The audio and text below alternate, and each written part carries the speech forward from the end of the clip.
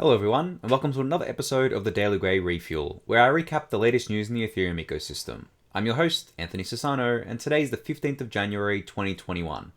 Alright everyone, let's get into the news from the last 24 hours. So, actually a couple of days ago I mentioned this project, Railgun, that was kind of announced on Twitter, that was centered around privacy. Now, Roman from Tornado Cash actually dug into this project a bit more, and he says that it's highly likely that's kind of a scam here, based on a few different things. So he says that there's no code or white paper published, only marketing. There's a token pre-sale with a minimum contribution of 100 ETH. They disable discussions in their Telegram group, and there's Anon devs associated with it. He does clarify that he doesn't have anything against Anon devs, but that combined with the rest of the red flags is a major problem here.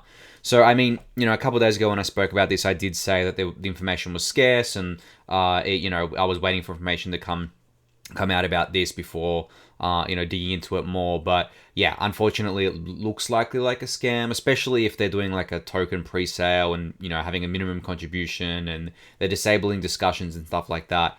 But we'll have to see what happens here. I'm not going to call it an outright scam just yet, but yeah, unfortunately this project might not be something new, some new privacy kind of thing, privacy magic on Ethereum. Might just be a scam instead. So I just wanted to kind of give a warning there, as I did speak about it a couple days ago. So Jake Travinsky tweeted out today that FinCEN, one of the regulators in the US, has extended the public comment period on its proposed rule around, I think this was around self-hosted wallets, by 45 days, citing the robust responses provided so far. So, I mean, this doesn't guarantee that the rule won't go through, but it takes us well into, well past January 20 and into the Biden administration. So, I mean, I spoke about this a lot on the Daily Gwei Refuel about these kind of like self-hosted wallet regulations and how they could be rushed through. But due to the overwhelming responses that FinCEN received from the crypto community, in large part due to Jake's kind of marketing, I guess, of this and kind of like championing it on Twitter and everything like that, it worked. And they've extended the comment period by 45 days, which is a pretty large extension. And as he said, it goes into the new administration, which apparently is supposed to be friendlier towards crypto. So, it's more likely that maybe this rule doesn't go through than it does go through. But yeah, this is really, really cool to see. It shows the power of the crypto community when they can come together and stop being tribal for a couple of minutes, right? And go, kind of, realize that crypto as a whole is kind of like fighting the same enemy, right? Government regulations, central banks, all this sort of stuff. Like, that's kind of what the ethos is there to decentralize all this sort of stuff.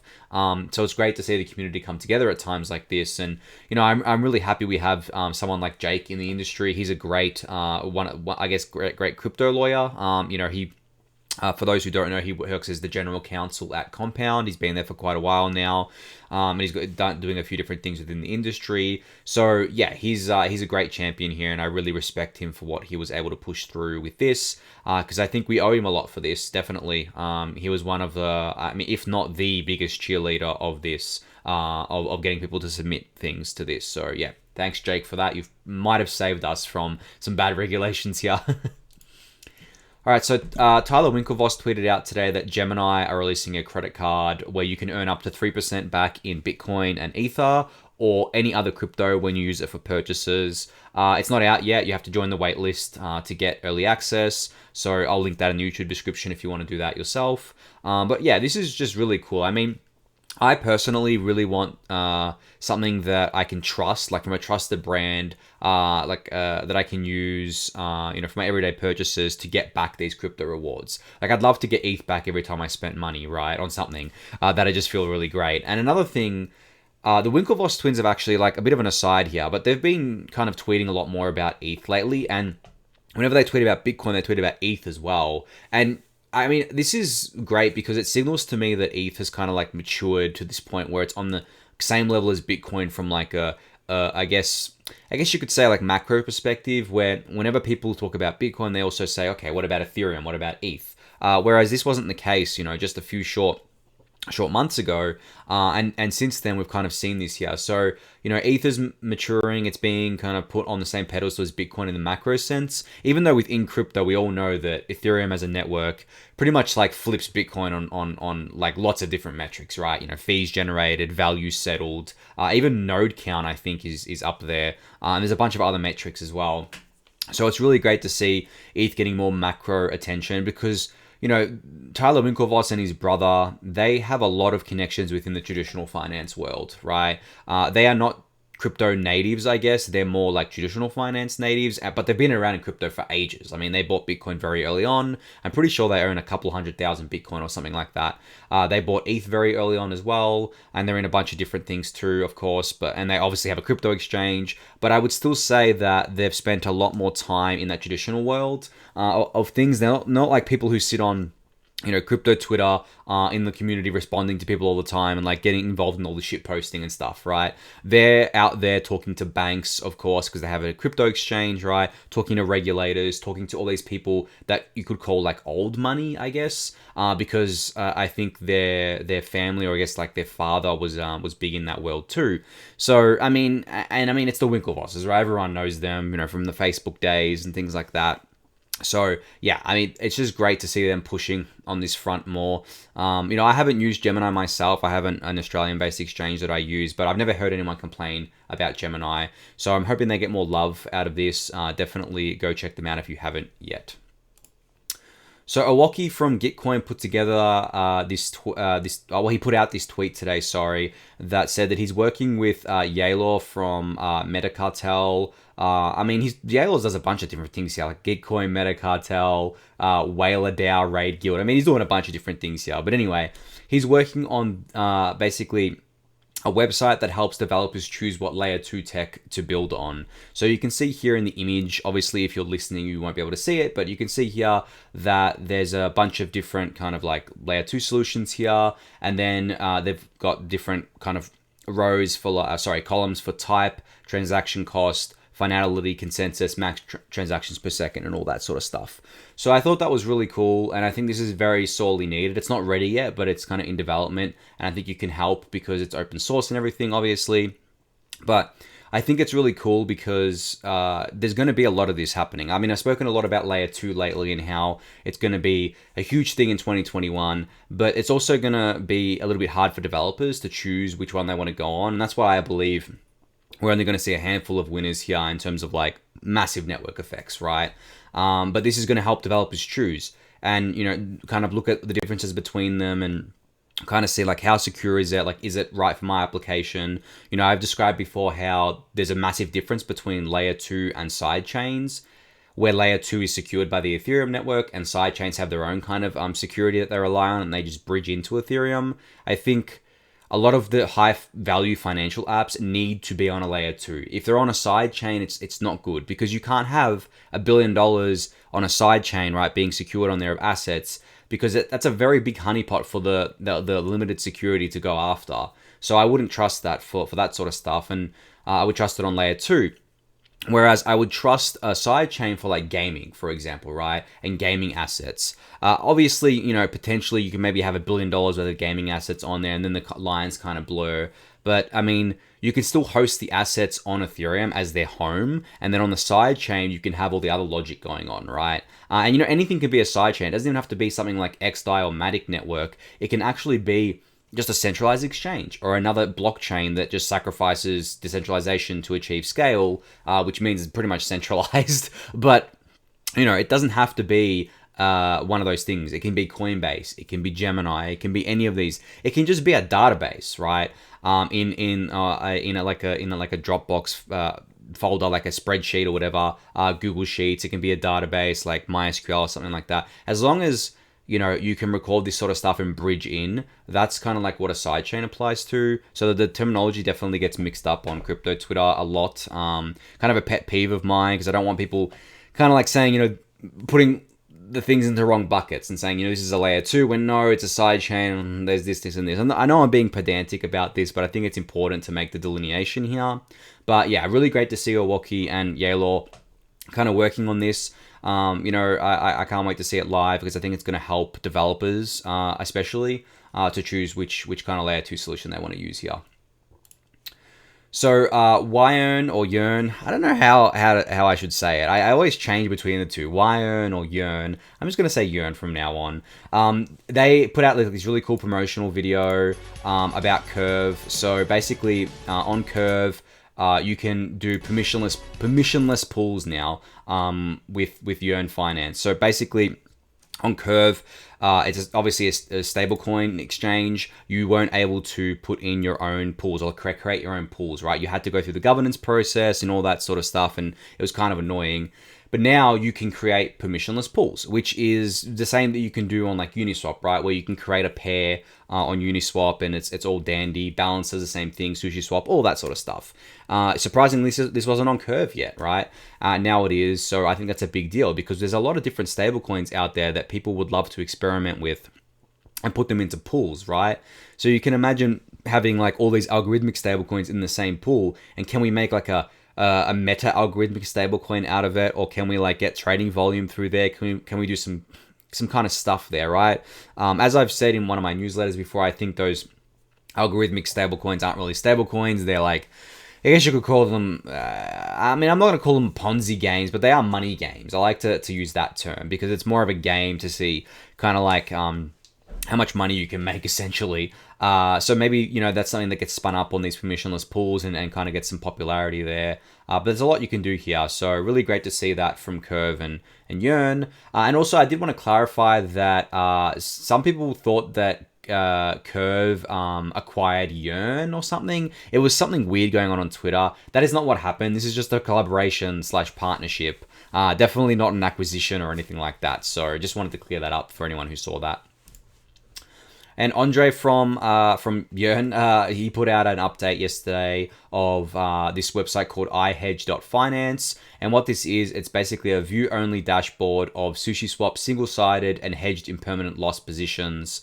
So, I mean, I don't know if you have been tracking this lately, but Andre is trying to solve, or maybe has even solved, impermanent loss. So if you're a liquidity provider on, Uniswap, SushiSwap, any of these AMMs, you do suffer from impermanent loss. Now, Andre and a few other people working on this have claimed to solve this by using single-sided liquidity positions and hedged impermanent loss positions. So I guess this website just lets you view them if you're in one of these positions and see kind of like your position, your debt, your profit, your shortfall, your balance, all that good stuff. So yeah, that was a really cool site there. But just in general, I'm really curious to see kind of like if this actually works at scale, right? If you can actually quote unquote solve impermanent loss. And by solve impermanent loss, it's more like, can you make it less painful? I don't know if you can take away all of the impermanent loss. Impermanent loss is really just another way of saying that you're taking on, I guess, like an opportunity cost where you believe that by entering into a liquidity provider position, you're going to make more money than you would have just holding on to the token from fees, and all that sort of stuff. And you believe that the price is going to oscillate around a certain amount or a certain ratio, depending on the pool that you're using. So if there is a way to solve that and to basically make it so that you don't have to take on that risk and kind of like assume that you might outperform it or whatever, I think that that's huge, right? It's a massive breakthrough, but I don't know if it's going to work at scale. I haven't seen it at scale yet, but I'm going to keep my eye on this. And Uniswap's been talking about this for a while as well, the Uniswap team. So maybe they've got something installed with Uniswap v3. We'll have to wait and see for that, but very exciting times in the AMM space, I think. So Tim Byko put out this Twitter thread yesterday, basically summarizing the 9th EIP 1559 implementers call. So these happen every couple of weeks, I think, or maybe not even every couple of weeks. Actually, I think it is. But anyway, they happen quite frequently, and they basically discuss all of the EIP 1559 implementation details. So there's like a kind of summary thread here that you can read through. Obviously, I'm not going to read through it right now. But yeah, I mean, this can get quite technical. Of course, you can visit the kind of GitHub here, and it links to different things like that. But if you want to read through it, I'll link it in the YouTube description there. But yeah, I mean, it's funny because I've said it and I'll say it again. 1559 has never been in a better position than it is now. We didn't have these implementers calls until a couple of, I guess a few months ago at this point. If this is the ninth one, right, and they happen every 2 weeks, it's like 18 weeks ago, so like a few months ago. Before that, we didn't have this. We didn't have any structure around it. We didn't have anyone leading it. And now that we do, all this stuff's happening, and it's great. I mean, it's absolutely amazing. I can't even express how great this is, because this to me is like when Danny Ryan joined on as the ETH2 coordinator. The ETH2 effort was kind of like split. There was multiple teams working on different things. There was no kind of clear path, I guess, or clearly defined path of how to get to mainnet for a long time. And then Danny Ryan jumped on board and kind of defined that path, and we got to mainnet really quickly after that. So I think the same is going to happen with 1559. And as I've said, I'm speculating that we could see it as early as July. But that's pure speculation on my behalf. Do not take that and quote that as kind of gospel or anything like that. But definitely I think it's still going to happen this year for sure. So yeah, go read this thread if you want to get an update on what they discussed on the 9th implementers call. So a tweet from Loopring today saying that their ZK rollup has now holds over $100 million worth of value. There's 29,000 ETH in there. It moves swiftly, gas freely, unencumbered by L1 congestion, yet completely securely. And they go on to say, this is a moment 3.5 years in the making for us. We are so happy and grateful. Thank you. 'Tis Ethereum L2 season. I mean, I talk about Loopring a lot on here, and I don't even really hold any LRC tokens, so it's not just me trying to shill my bags or anything like that. I just absolutely love that they're leading the charge here on Layer 2 in such a big way. They are the pioneers here, 100% the pioneers here. I mean, you can see on the chart how quickly they've grown lately, because they did a liquidity mining program, right? Get the liquidity on there. The high gas fees is obviously being kind to them because people are motivated to move across. Their exchange just works so well, and their interface is really great. So they're getting a lot of this market share now, and I'm really happy that they are, because there have been plugging away at this for quite a while now. Loopring's been around for ages, since like 2017. I remember their ICO or their token sale, I think, at the time. So yeah, great to see this. I think, Synthetics should be going live like today or tomorrow with their Optimism soft mainnet launch. So that's going to be another big thing that happens on Layer 2 here. But Loopring is definitely ahead of the game right now, and I hope to see them continue growing even as other players enter. And, that's just going to... The fact that other players are entering, we're going to have all this competition, is just going to breed more of this innovation and more of this kind of like growth in Layer 2. And I fully expect to see many billions of dollars worth of liquidity in Layer 2 within the next 6 months. It won't even take us to the end of the year. We're going to see a ton of value in Layer 2, and people are going to be like, how did I live without Layer 2, basically? Why was I using Layer 1 for so long? I mean, as I mentioned on yesterday's Refuel, I went on to Loopring's exchange again and used their Layer 2 exchange again, and I was just like blown away by how quick it was. And obviously, I mean, I don't understand how, at least surface level of how ZK rollups work and how they're secured by Ethereum. I felt very comfortable on that exchange and exchanging value on there. It wasn't a huge amount, right? Because a lot of this stuff's still early, so I wasn't going to risk like a massive amount on there. But even still, I mean, Loopring is really, really dedicated to getting things right. So, and I've been incredibly impressed by their progress over the last few months here. So yeah, kudos to them. Hope to see this growth continue. So a bit of a meme here from CryptoCat, which I found quite funny. He says, quote, "Okay, Ethereans, since Sassel 0x has committed to a BTC development level of CT activity, we need to pick up the slack." All right. I want to pause there and say that that's hilarious. It's one of the best memes I've seen about me being off Twitter. I absolutely love that. So kudos to CryptoCat there. That was really funny. Made me laugh. But the point of the tweet is that over 2.5 million ETH is now staked in ETH2. That's a massive amount of ETH. That's over $2.5 billion worth of ETH securing ETH2. Obviously not securing much right now because it's just a beacon chain, right? It's just securing itself, I guess. But still, a huge amount of ETH has flooded in over the past, couple months, right? ETH2 beacon chain's only been live since December 1st. It's been 6 weeks. The deposit contract, November 1st, been 10 weeks. So in 10 weeks, we've managed to amass $2.5 million ETH in ETH2. And this is going to keep growing. There's staking services going live. Coinbase is going live with their exchange staking soon, which I think is going to be Quite a big deal. Lido is getting a lot of attention lately for their ST ETH, which is their staked ETH kind of token where you can stake ETH with them and then get this IOU token that you can use to like yield farm on Curve and things like that. So that's really, really cool. But yeah, I mean, I don't expect this growth to stop. I mean, it's slower than it was for sure. I think it's kind of peaked in terms of how fast it's growing, at least from individual contributors. It might grow really fast one day because Coinbase comes online and has like 1 million ETH they chuck in there or something like that. That might happen, and I actually expect that to happen. But in terms of like the speed of individual contributors, that's slowed down a bit, I think, at this point, because there's only so many people who want to either trust a service to kind of stake for them and get like this kind of IOU token, or there's only so many people who would basically lock up their ETH for an undefined period of time, right, to stake. And that's fine. The early stakers are getting more rewards. I think the rewards are still around maybe 12% or something a year on your ETH, which is really great. And you still get to obviously be a validator and help the network out. So yeah, really great to see this. And thanks CryptoCat for tweeting this out, because this is something I would have tweeted out if I could, but I didn't. But hopefully soon. I got so many tweet ideas in my head of things I've been wanting to say. I'm probably going to be quite annoying when I come back, but I'll try not to. But I mean, as I've said every kind of day on the Refuel, I think that the memes are amazing. I actually really love it. It's quite heartening to see that my spirit still lives on crypto Twitter, even though I'm off crypto Twitter for now. And, I see a lot of people still saying that, me retweeting things is cheating. Like, I don't care. You can say I'm cheating. I can tell you right now that retweeting doesn't fill the void of not being able to tweet my own kind of ideas out there. But yeah, anyway, I digress there for now. But really great to see this kind of, this traction on ETH2 here. All